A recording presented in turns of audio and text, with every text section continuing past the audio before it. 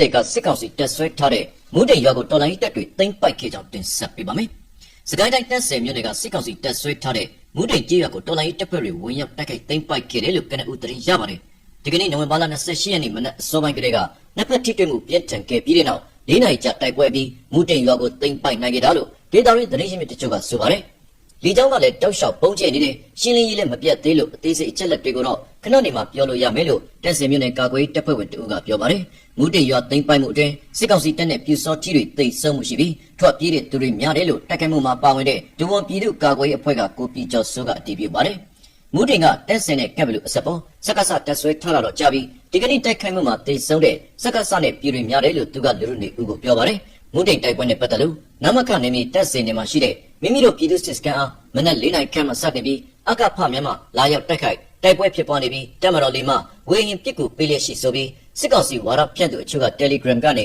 ေဖြန့်ဝေထားတာကိုတွေ့ရှိရပါတယ်။တန်ဆယ်မြို့နယ်အရှေ့မြောက်ချမ်းကိုဒီကနေ့မနက်ပိုင်းကတည်းကတရားဥလီတပ်ကနေတက်လာတဲ့ Jet Fighter နဲ့ Homeland ဘက်ကနေလည်းဝိုင်တွဲလေရင်တွေနဲ့ဘုံစင်နဲ့ချီကျဲချခဲ့တယ်လို့လေကြောင်းသတင်းချက်လက်တွေရသိရှိရပါတယ်။ဒါအပြင်ဒီကနေ့မနက်10:00နာရီကကပ်ဘလူမြို့နယ်အမြောက်တပ်ကနေလက်နက်ကြီးနဲ့ပစ်တာအင်အားအပြည့်ပါတဲ့စစ်ကားတွေနဲ့တက်ဆယ်မြို့အရှေ့မြောက်ချမ်းကိုဥတဲထွက်ခွာလာနေတယ်လို့ဒေသရင်းစစ်ရေးသတင်းရင်းမြစ်တွေကပြောပါတယ်။မကြသေးမီရက်ပိုင်းတွေကတက်ဆယ်မြို့နဲ့ဆက်ဆက်နေတဲ့ကပ်ဘလူတောင်ဘက်ချမ်းနဲ့ခင်ဦးမြို့နယ်တွေမှာစစ်ကောင်စီတပ်စစ်ကြောင်းပြတ်တဲ့အထိတိုက်ခိုက်ခံထားရပါသေးတယ်ခင်ဗျာ။နောက်ထပ်တင်ဆက်ပေးကြတာကတော့ဗမော်တိုက်ပွဲတွေအတွင်းစစ်တပ်ဒရုန်းများ KIA ပူးပေါင်းတပ်သိမ်းဆည်းရရှိကြောင်းတင်ဆက်ပေးပါမယ်။ကချင်ပြည်နယ်ဗမော်မြို့တိုက်ပွဲတွေအတွင်းမှာစစ်ကောင်စီတပ်ရဲ့ဒရုန်းတွေကိုကချင်လွတ်လပ်ရေးတပ်မတော် KIA ပူးပေါင်းတပ်ဖွဲ့ကဖမ်းယူရရှိသိမ်းဆည်းနိုင်ခဲ့ကြောင်းကချင်စစ်ရေးသတင်းရင်းမြစ်ကပြောပါတယ်။နိုဝင်ဘာလ29ရက်နေ့တိုက်ပွဲမှာစစ်ကောင်စီဒရုန်းတစ်စီးကိုဖားကတ်ဒေတာအခြေစိုက် KIA တပ်မဟာကုရဲဘော်တွေကဆွဲချရယူထားနိုင်တဲ့အခြေအနေကိုဒေတာသတင်းရင်းမြစ်တချို့ကရုပ်သံမှတ်တမ်းနဲ့ဖော်ပြလာတာနဲ့ပတ်သက်ပြီးကချင်စစ်ရေးသတင်းရင်းမြစ်ကအခုလိုပြောတာပါ။မမတိုက်ပွဲရှေ့တန်းရောက်တပ်မဟာကုရဲဘော်တွေအနေနဲ့ပြီးခဲ့တဲ့6လတာအတွင်းစစ်ကောင်စီဒရုန်း19စီးဖမ်းယူရရှိထားတဲ့ဆိုတဲ့ရေးသားချက်တွေကလည်းလက်တွေ့မြေပြင်နဲ့နှီးစပ်တယ်လို့စစ်ရေးသတင်းရင်းမြစ်ကပြောပါတယ်။အဲ့ဒီထက်မကပါဘူး။အဲ့ဒါကတပ်မဟာကုအဖွဲ့ရဲ့ရရှိမှုစည်းရင်ပါအခြားတပ်မဟာအဖွဲ့တွေရရှိမှုလည်းအများကြီးရှိတယ်လို့ကချင်စစ်ရေးသတင်းရင်းမြစ်ကဗမော်တိုက်ပွဲမှာစစ်ကောင်စီဒရုန်းတွေဖမ်းယူရရှိနိုင်မှုအခြေအနေကိုပြောပြပါတယ်။ KIA ပူးပေါင်းတပ်2024ခုနှစ်ဒီဇင်ဘာလမှာဗမော်မြို့သိမ်းစစ်စင်ရေးဖော်ဆောင်ခဲ့ရမှာတနေ့ကြာတဲ့အထိတိုက်ပွဲတွေဆက်ရှိနေတာပါ။တရင်ဌာနချုပ်တွေနဲ့တက်စကန်နေရအများအပြားလက်လွတ်ခဲ့ရတဲ့စစ်ကောင်စီဟာဗမော်မြို့က2025ခုနှစ်ဩဂတ်လဆန်းပိုင်းမှာစစ်အင်အားနဲ့လက်နက်ခဲများစွာရေချောင်းကနေဖြည့်တင်နိုင်ခဲ့ပါတယ်။အဲ့ဒီထဲမှာဒရုန်းအများပြားနဲ့ပါဝင်တယ်လို့စစ်ရေးသတင်းရင်းမြစ်တချို့ကပြောပါတယ်။စစ်လက်နက်အင်အားဖြည့်တင်ထားတဲ့စစ်ကောင်စီတပ်ဟာဩဂတ်လကစတင်ပြီးလေကြောင်းပစ်ကူနဲ့တူဗမော်မှာမြေပြင်စစ်စင်ရေးတွေပြုလုပ်ခဲ့လို့တရင်ဌာနအချို့ပြန်လည်ရယူနိုင်ခဲ့ပါတယ်။ဒါပေမဲ့ KIA ဘက်ကလည်းတံပြန်ထိုးစစ်တွေပြုလုပ်နေလို့တိုက်ပွဲတွေဆက်လက်ပြင်းထန်နေတာပါ။ဗမော်အပါအဝင်ကချင်ပြည်နယ်အတွင်းလက်တလုံးစစ်ရေးအခြေအနေတွေနဲ့ပတ်သက်ပြီး KIA သတင်းပြန်ကြားရေးဌာနတာဝန်ခံဗိုလ်မှူးကြီးနော်ဘူက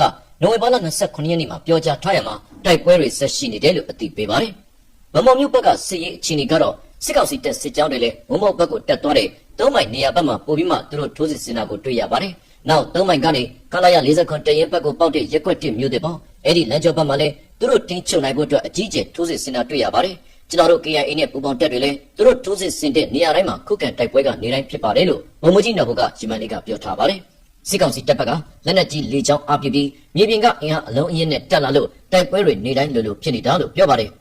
တချို့နေရာမှာတော့ကျွန်တော်တို့လည်းစုပ်ပေးတဲ့နေရာတွေလည်းပါပါတယ်။ဒါပေမဲ့ကျွန်တော်တို့အခိုင်အမာကျွန်တော်တို့စကန်ချထားတဲ့နေရာတွေတော့စုပ်တဲ့နေရာမှာမပါပါဘူးလို့ဗိုလ်မှူးကြီးနော်ဘူကပြောပြထားပါတယ်။ဒါအပြင်ဝိုင်းမော်ဖားကတ်နဲ့ခေါလန်ဖူးဒေသတွေမှာလည်းစစ်ကောင်စီနဲ့တိုက်ပွဲတွေဆက်ရှိနေတယ်လို့ KIA ကအသိပေးပါတယ်ခင်ဗျာ။နောက်ထပ်တင်ဆက်ပေးကြတာကတော့905ကကြီးနဲ့လွန်ငင်းခွဲနဲ့အမှုပိတ်သိမ်းမှုများပေါ်စစ်ကော်မရှင်ကိုစစ်လော်ဘီများဝေဖန်ပစ်တင်ကြကြောင်းတင်ဆက်ပေးပါမယ်။အထူးအရန်ရွေးကောက်ပွဲပုံရိပ်အတွက်ပုံမှန်905ကကြီးနဲ့ကြာခံနေရတဲ့နိုင်ငံရေးအကျဉ်းသားတွေနဲ့တရားစွဲဆိုခံထားရသူတွေကိုပြန်လွှတ်ပေးခဲ့မှုအတွက်အကြံဖတ်စစ်တပ်လော်ဘီတွေကြားစစ်တပ်အပေါ်ကိုပစ်တင်ဝေဖန်မှုတွေမြင့်တက်နေပါတယ်။စစ်အုပ်စုကသူတို့ရဲ့အထူးအရန်ရွေးကောက်ပွဲပုံရိပ်နဲ့မဲထင်နိုင်ဖို့ရည်ရွယ်ပြီးပုံမှန်905ကကြီးနဲ့အကျဉ်းချခံထားရသူတွေကိုပြန်လွှတ်ပေးခဲ့တယ်လို့ပုံမှန်905ကကြီးနဲ့တရားစွဲခံထားရသူတွေကိုအမှုပိတ်သိမ်းပေးမယ်ဆိုပြီးနိုဝင်ဘာလ26ရက်နေ့ညပိုင်းမှာကြေညာခဲ့တာဖြစ်ပါတယ်။ဒီအပေါ်မှာအကြမ်းဖက်စစ်တပ်ကိုတစိုက်မမတ်ထောက်ခံလာတဲ့စစ်လော်ဘီတွေနဲ့မဘာသာကြမ်းဖော်စားတဲ့စစ်တပ်အတိုင်းဝိုင်းကြားမှာဝေဖန်မှုတွေရှိလာတာပါ။အကြမ်းဖက်စစ်တပ်အတွက်ဝါဒဖြန့်သတင်းတွေဖော်ထုတ်ပေးနေတဲ့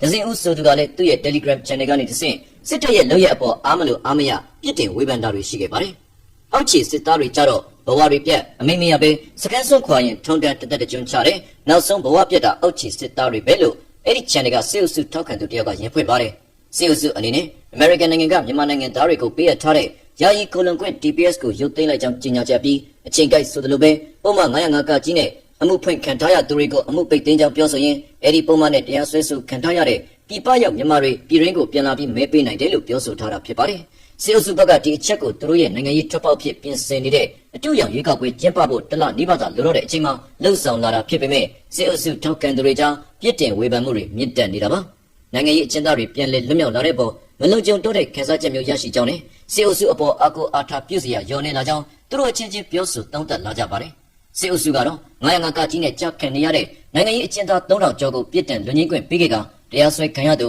9500ကျော်ကိုအမှုပိတ်သိမ်းပေးခဲ့တယ်လို့ပြောထားပါတယ်။ဒါပေမဲ့အိုဘိုအကျဉ်းထောင်မှာဆိုရင်တကယ်တမ်းပုံမှန်905ကကြီးနဲ့ဖန်စီခံရသူ1000ကျော်ရှိပေမဲ့ဂျမန်နီကနိုဝင်ဘာ29ရက်နေ့မှာနိုင်ငံရေးအကျဉ်းသားအမျိုးသား165ယောက်နဲ့အမျိုးသမီး68ယောက်စုစုပေါင်း232ယောက်သာလွတ်မြောက်ခဲ့တယ်လို့ PPNM ကဒီမနက်မှာထုတ်ပြန်ထားပါတယ်။ဒါအပြင်နိုင်ငံတော်သမ္မတဦးဝင်းမြင့်နဲ့လူထုခေါင်းဆောင်ဒေါ်အောင်ဆန်းစုကြည်အပါအဝင်နိုင်ငံရေးအကျဉ်းသားပေါင်း2000ကျော်ကိုတော့စစ်အုပ်စုကဆက်လက်ဖမ်းဆီးအကျဉ်းချထားဆဲဖြစ်တယ်လို့မြန်မာနိုင်ငံလုံးဆိုင်ရာနိုင်ငံရေးအကျဉ်းသားများကွန်ရက် PPNM ကပြောပြထားပါတယ်ခင်ဗျာ။နောက်ထပ်တင်ဆက်ပေးကြတာကတော့ KNU ကထိန်းသိမ်းထားတဲ့ DKB အဖွဲ့ဝင်100ကျော်ကိုပြန်လည်လွှတ်ပေးခဲ့ပြီးမင်းလက်ပံကြေးရွာအနီးစစ်တပ်နဲ့ KNU အကြားတိုက်ပွဲများဆက်လက်ဖြစ်ပွားနေက KNU ခေါင်းဆောင်ပိုင်းကကြားဖြတ်လုပ်ငန်းများမှာပါဝင်ပတ်သက်နေတယ်လို့အကြမ်းဖက်ဇော်မင်းထွန်းဆွဆွဲခဲ့ကြောင်းတင်ဆက်ပေးပါမယ်။ကရင်ပြည်နယ်မြောက်ရီမြို့နယ်မင်းလက်ပံကြေးရွာ KNU ကထိန်းသိမ်းထားတဲ့ဗိုလ်တခွားတီလက်အောက်ခံ DKB အဖွဲ့ဝင်100ကျော်ကိုပြန်လည်လွှဲပြောင်းပေးလိုက်ကြောင်းကရင်စီသတင်းရင်းမြစ်ကပြောဆိုပါတယ်။နိုဝင်ဘာလ21ရက်နေ့မြောက်ရီမြို့နယ်မင်းလက်ပံကြေးရွာမှာ KNU နဲ့စစ်တပ်အကြားတိုက်ပွဲဖြစ်ပွားခဲ့ကြောင်းစစ်တပ်ဘက်မှဗျူဟာမှုနိုင်လွယ်ဦးဆောင်တဲ့တပ်များနဲ့ DKB မှစိုင်းကျော်လာဦးဆောင်တဲ့ပူးပေါင်းတပ်တွေကမင်းလက်ပံမှာရှိတဲ့ KNU တပ်စခန်းတွေကိုထိုးစစ်ဆင်တိုက်ခိုက်လာခြင်းဖြစ်ကြောင်းတိုက်ပွဲဖြစ်ပွားပြီးနောက် DKB စခန်းကို KNU ကသိမ်းပိုက်နိုင်ခဲ့ပြီး DKB တပ်ဖွဲ့ဝင်230ကျော်လက်နက်ချခဲ့ကြောင်းသိရှိရပါတယ်။ဒီကနေ့နိုဝင်ဘာလ28ရက်နေ့ KNU ကဖမ်းဆီးထိန်းသိမ်းထားတဲ့ DKB အဖွဲ့ဝင်100ကျော်ကို DKB ဌာနချုပ်စုံစည်းမြိုင်တန်းကိုလွှဲပြောင်းပေးရလက်ကြောင်းသိရှိရပါတယ်။လက်ရှိကရင်ပြည်နယ်မြောက်ရီမြို့နယ်မင်းလက်ပံကြေးရွာအနီးပြစ်ခတ်မှုချုပ်ဖြစ်ပေါ်ခဲ့ပြီးစစ်တပ်ကလေရင်နဲ့ပုံကျဲချခဲ့ကြောင်းမင်းလက်ပံကြေးရွာအနီးတောင်ရင်မြစ်ကမ်းဘေးမှာကြားဖြတ်နိုင်ငံခြားသားရာပေါင်းများစွာတောင်းတင်နေစေဖြစ်ကြောင်းသိရှိရပါတယ်။ဒီမနက်7:00နာရီခွဲလောက်မှာမြောက်ရီမြို့နယ်ကြားဖြတ်စိုက်တွေဘက်ကိုလေရင်နဲ့ပုံလာကျဲသွားတယ်။အဲ့ဒီနေရာတွေကထိတွေ့မှုဖြစ်နေတဲ့နေရာတွေပါစစ်တပ်နဲ့ KNL တပ်တွေကမင်းလက်ပံအင်ဂျင်မြိုင်တိမဲဝါခီရွာအကြားမှာတိုက်ပွဲတွေပြင်းနေတုန်းပါပဲ။စစ်တပ်ကလေကြောင်းတိုက်ခိုက်တဲ့ drone တွေနဲ့ပုံကျဲတယ်လို့ကရင်စီသတင်းရင်းမြစ်ကပြောပါတယ်။ဒါတလောကြားဖြတ်အလောက်ရောက်အများစုမှာရပ်နာနေပြီးနေရပြန်ကြတဲ့မြန်မာကြားဖြတ်အလုပ်သမားတွေကိုနိုဝင်ဘာလ22ရက်နေ့စစ်တပ်ကပြစ်ခတ်မှုများလှုံ့ဆော်ခဲ့ရမှာ၄ဦးခန့်သေဆုံးခဲ့ကြောင်း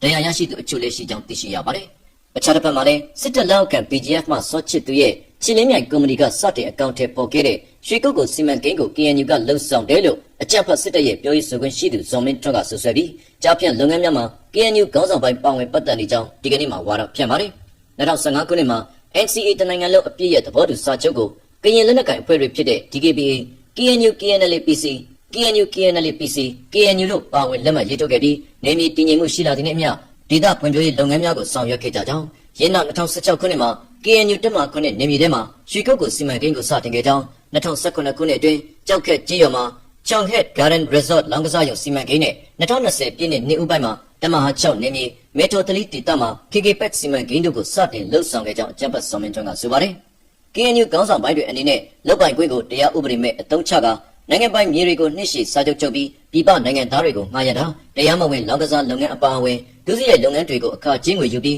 အကာအကွယ်ပေးတာတွေလှုပ်ဆောင်ခဲ့ကြတာဖြစ်ပါတယ်။ဒီနေ့မြန်မာအခြေချလာတဲ့ပြည်ပနိုင်ငံသားတွေအများစုဟာကမ်ဘောဒီးယားနိုင်ငံကကာစီနိုလောင်းကစားမျိုးဖြစ်တဲ့တီယာနုပေကနေပြောင်းရွှေ့လာကြတာဖြစ်ပါတယ်လို့အကြမ်းဖက်စော်မင်းထွန်းကဆိုပါတယ်။ရင်းနောက်ရွှေကုတ်ကိုစီမံကိန်းကိုမြန်မာရထိုက်ရွှေကုတ်ကိုအထူးစီးပွားရေးဇုံစီမံကိန်းဖြစ်ရထိုက် International Holding Group နဲ့ချင်းလင်းမြိုင်ကုမ္ပဏီတို့ကပူးပေါင်းလှုပ်ဆောင်ခဲ့ကြောင်းရွှေကုတ်ကိုစီမံကိန်းတစ်ခုတည်းသာနိုင်ငံတော်ကိုတစ်စိတ်တစ်ပိုင်းတင်ပြပြီးကြောက်ကက်နဲ့ KKPEC စသောစီမံကိန်းတွေကိုတော့လုံးဝမတင်ပြခဲ့ကြောင်းမြောက်ရီမြို့နယ်ကြောက်ကက်ကြီးရွာမှာ Chonghet Garden Resort လောင်းကစားရုံစီမံကိန်းကို DKBA မှပုံမှုချုပ်စိုင်းကျော်လာက2018ခုနှစ်မှာစတင်ခဲ့ကြောင်း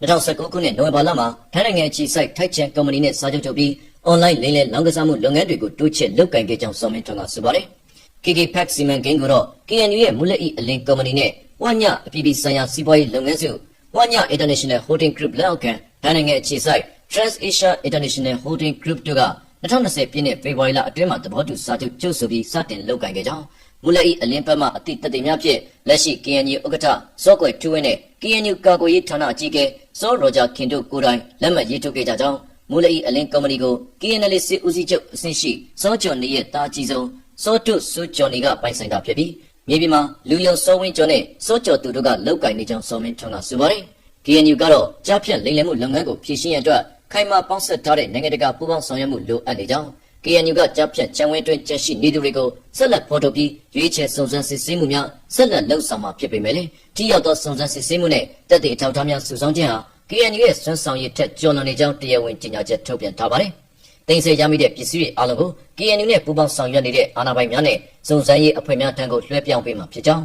နဲ့နဲ့ရှိုင်းအမြင့်တွင်နေတဲ့အဆင့်မြင့်ပြီးနိုင်ငံဖြတ်ကျော်ရာဇဝတ်ကွန်ရက်တွေကိုဖျက်ဆီးပြရင်ကြိုးပမ်းမှုတွေဟာခိုင်မာသောကောင်းဆောင်မှုမရင်းမရိုင်သောဂရိကဝတ်ခိုင်မာသောနိုင်ငံများနဲ့ဥပဒေစိုးမိုးရေးအဖွဲ့အစည်းများကြားခိုင်မာသောပူးပေါင်းဆောင်ရွက်မှုတို့ဖြင့်သာအောင်မြင်နိုင်မှာဖြစ်ကြောင်းနိုင်ငံတကာပါဝင်မှုမရှိရင်ကမ္ဘာကိုချင်းချောက်နေတဲ့နိုင်ငံဖြတ်ကျော်ကြားဖြတ်လိမ်လည်မှုတွေအတွက်စံနမူနာပြအမှုဖြစ်သောအဆိုပါကြားဖြတ်ဝင်းကိုစုံစမ်းစစ်ဆေးရန်အခွင့်အရေးဆုံးရှုံးစေမှာဖြစ်ကြောင်း KNU ကနိုင်ငံတကာကိုအကူအညီတောင်းခံပါတယ်။ KNU အနေနဲ့မိမိအုပ်ချုပ်နေမြန်မာတရားဥပဒေစိုးမိုးရေးကိုထိန်းသိမ်းရန်နိုင်ငံဖြတ်ကျော်ရာဇဝတ်ကွန်ရက်တွေကိုတိုက်ဖျက်ရန်ပရိပက္ခတန်ခံရသူတွေကိုကာကွယ်ရန်နဲ့နေဆက်တလျှောက်လုပ်ကိုင်နေတဲ့နိုင်ငံတကာရာဇဝတ်ကွန်ရက်များအတွက်တာဝန်ယူမှုကိုတေချာစေရန်အတွက်ထိုင်းအစိုးရနဲ့အခြားသက်ဆိုင်ရာအာဏာပိုင်များအဖွဲ့အစည်းများနဲ့နှိကပ်စွာပူးပေါင်းဆောင်ရွက်လျက်ရှိကြောင်းသိရှိရပါတယ်ခင်ဗျာနောက်ထပ်တင်ဆက်ပေးချင်တာကတော့ကြားဖြန့်ဂိုင်းမှာဖမ်းမိထားသူတွေကိုစားစီအပါအဝင်နေ့စဉ်ကုန်ကျစရိတ်များမတက်နိုင်တော့တဲ့အတွက်အမြန်လာခေါ်ဖို့စစ်ကော်မရှင်ပြောဆိုခဲ့ကြောင်းတင်ဆက်ပေးပါမယ်မြန်မာထိုင်းနယ်စပ်မှာရှိတဲ့ကြားဖြန့်ခေါ်အွန်လိုင်းငွေလိမ်ဂိုင်းများမှဖမ်းဆီးရမိထားသူတွေကိုကျွေးမွေးရတဲ့စားစီအပါအဝင်နေ့စဉ်ကုန်ကျစရိတ်တွေမတက်နိုင်တော့တဲ့အတွက်သက်ဆိုင်ရာနိုင်ငံများအနေနဲ့အမြန်ဆုံးလာခေါ်ကြဖို့အာဏာသိမ်းစစ်ကော်မရှင်ကဆိုပါတယ်။ရေးဖန်စီရမိထားတဲ့နိုင်ငံသားတွေဟာထိုင်းနိုင်ငံမှာတဆင့်ဝင်ရောက်လာခြင်းဖြစ်ပြီး၎င်းတို့အနေနဲ့သိက္ခာမကျအောင်လုပ်ပေးနေရတယ်လို့တာဝန်များအင်မတန်ကြီးကြောင်းစစ်ကော်မရှင်ပြောခွင့်ရဗိုလ်ချုပ်ဇော်မင်းထွန်းကဒီကနေ့နိုဝင်ဘာလ28ရက်နေ့မှာထုတ်ပြန်ပြောကြားလာခြင်းဖြစ်ပါတယ်။သူတို့နိုင်ငံရဲ့အစိုးရတွေလာမကုန်မချင်းသူတို့ကိုထိန်းသိမ်းထားရတဲ့တာဝန်အင်မတန်ကြီးပါတယ်။တနေ့တာလိုအပ်တဲ့အစားအစာအပြင်တောက်ရည်သုံးရည်ကအစဝစ်စီယာနဲ့အေးစီယာဆုံးအားလုံးဖြည့်ဆည်းပေးထားရတယ်လို့၎င်းကဆိုပါတယ်။စားစရိတ်ပင်တနေ့3နှစ်စာအတွက်တအုပ်ကို1000ကျပ်ကျပ်နှုန်းအနည်းဆုံးကုန်ကျ၍2024ခုနှစ်ဒီဇင်ဘာလ10ရက်နေ့မှယခုနှစ်နိုဝင်ဘာလ22ရက်နေ့ထိငွေကျပ်သိန်း13000ကျော်ကိုသုံးစွဲခဲ့ရကြောင်းဗိုလ်ချုပ်ဇော်မင်းထွန်းထံကနေသိရှိရပါတယ်။နိုင်ငံတော်အစိုးရအနေနဲ့နိုင်ငံကုန်သိက္ခာမကျအောင်အခုလိုဆောင်ရွက်ပေးနေတာဖြစ်ပါတယ်။သက်ဆိုင်ရာနိုင်ငံတွေအနေနဲ့ကိုယ်နိုင်ငံသားကိုအမြဲဆုံးလာရောက်ခေါ်ဆောင်ပေးကြဖို့ကိုလည်းပြောကြားလိုပါတယ်လို့စစ်ကော်မရှင်ရဲ့ပြောခွင့်ရကဆက်လက်ပြောဆိုပါတယ်